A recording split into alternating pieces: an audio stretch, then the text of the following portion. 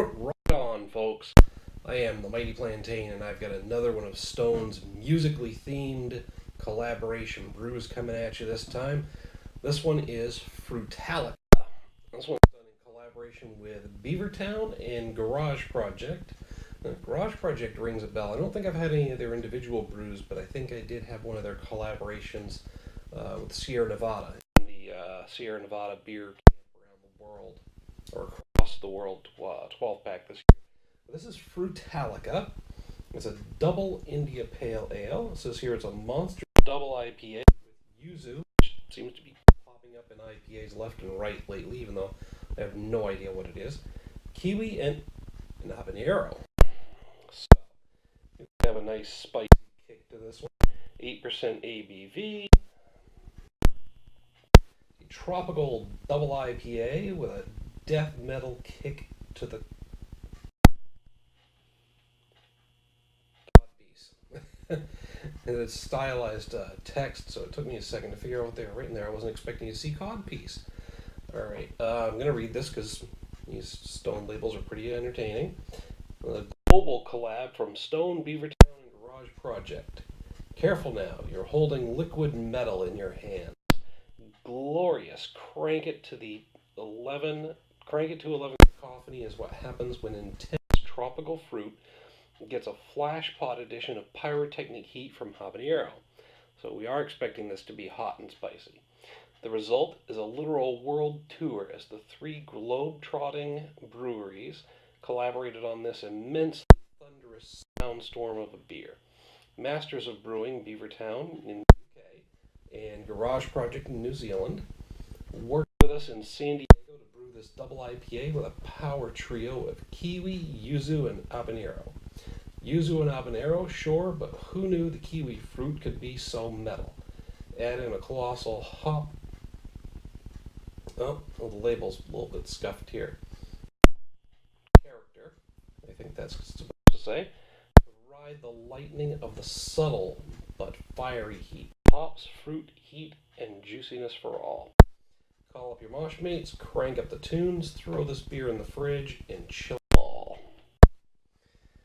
Now, no mosh mates for me tonight. I'm going solo on this one. But I think I can handle it. We've done the Spicy Beer Showdown recently, and that showed that there's no fear of spicy beers in this house. Whew, pardon. I got a previous beer coming up on me. Or maybe I drank down some water too fast to cleanse the palate. Burping that up. But that is cloudy. Not cloudy, but it's got this interesting orange hue to it. And it talks about juiciness. That reminds me of a fruit juice. Honestly, the look of that with the cloudiness and the orangish hue, that does remind me of something very juicy, like almost a mango and pineapple juice color mixed. Odd combination for sure, but that's what it looks like.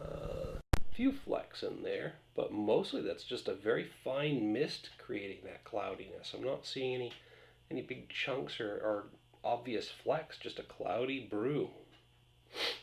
That's cool. It's got a nice color. It's mildly effervescent. Didn't put a very good head on it, but it's not really bubbling up all that much that I can see, although it may be cloudy enough that I can't see through it.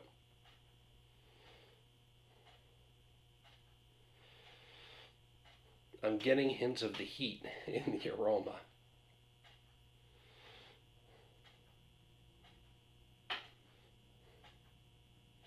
Also getting some citrusy hoppiness and some sweetness. Got to be that kiwi. Definitely getting some sweetness in the aroma.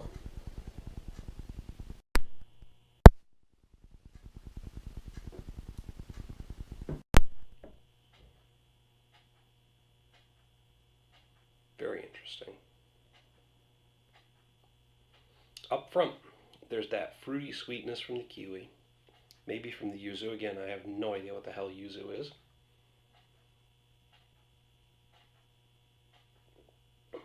As it rolls off the tongue, you get a wave of hoppy bitterness. I'm getting citrus, but I'm also getting some piney and earthy, citrus and earthy notes, followed by a hint of pine. There's maybe a hint of heat in the finish. So the habanero is not really coming through really strong. Um, it's there. It's there, but it's very subtle compared to some of the other spicy beers Stone has done, like Crime and Punishment.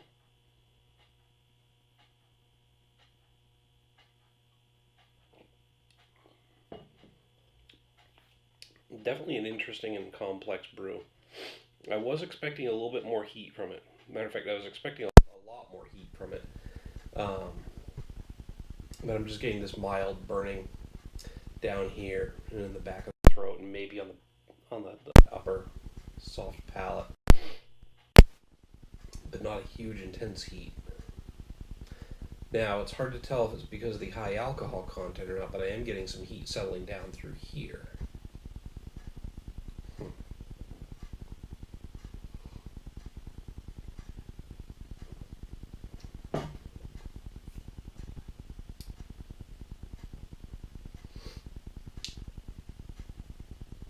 And I think primarily the heat comes after you swallow it. And it is still hitting in here and on the soft palate, but it's mostly settling right in around here. It means there could be some heartburn coming later. So definitely grab a couple of Tums if you're susceptible to that kind of thing. But overall, very delicious. Very sweet up front. Very hoppy. Citrus and earthy notes, and then some pine in the finish. And then that little bit of heat. Not really making the lips or the tongue tingle, but it's settling.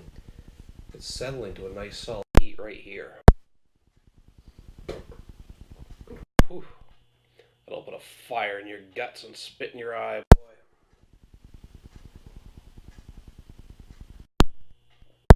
It's good. It's very good. Very complex. Very delicious. It's somehow lacking that wow factor, though, so I'm not quite ready to give it a full 5 out of 5. But I am definitely willing to give it a 4.5 out of 5.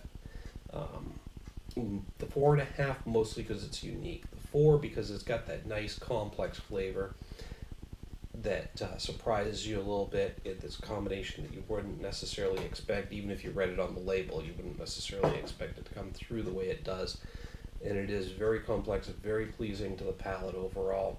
The overall drinking experience is awesome. Just the fact that this is a triple collaboration beer, the Stone description on the label, it really hits you good. But the fact that this has got a unique taste to it, I don't think I've gotten this combination anywhere else. That's putting it up to the 4.5, but it's just lacking that wow, that punch, that something special that would put it up to 5 out of 5 for me. I think if it was a little hotter, if I was getting a nice spicy burn all the way through, I would probably push it up to a 5 out of 5. But then again, that spicy burn might ruin the rest of the complex flavors. So it's hard to say what that would do to it. I think the beer's just fine as it is. It's perfect as it is, but it's just not wowing me. So again, really rich, really complex beer. 4.5 out of 5, just lacking a little something that might have made me go wow. That would put it up to a 5, but it's certainly awesome and worthy of this series. They don't have a name for the series. It's just the 2017 Stone collaborations. I guess they're just going with the heavy metal theme and the lovely logo that they've used. I think they've partnered with Maine Beer Company on one, and crap, I want to say Heavy Seas on one of the others. Ooh, pardon. I mean Ballast Point. I'll have to look it up. Either way, I'll probably have posted cards that link to the other two that I've had in this series, 2 or 3 that I've had in this series. But anytime I see this picture, this logo on a Stone brew, I know it's going to be something awesome. Anytime I see a Stone brew, period, I know I'm not going to be displeased. So that's just what I think about this beer. I'd love to hear what you have to say. Hit me up down in the comments and the email link down below. whether you agree or disagree. Be more than happy to discuss the beer with you. I love doing that. While you're down there, make sure to click on the like and share buttons. Like and share the post. Make sure to subscribe to the channel. When you subscribe, you can get a notification every time I post a new video. Until next time, folks, thanks for tuning in. Cheers.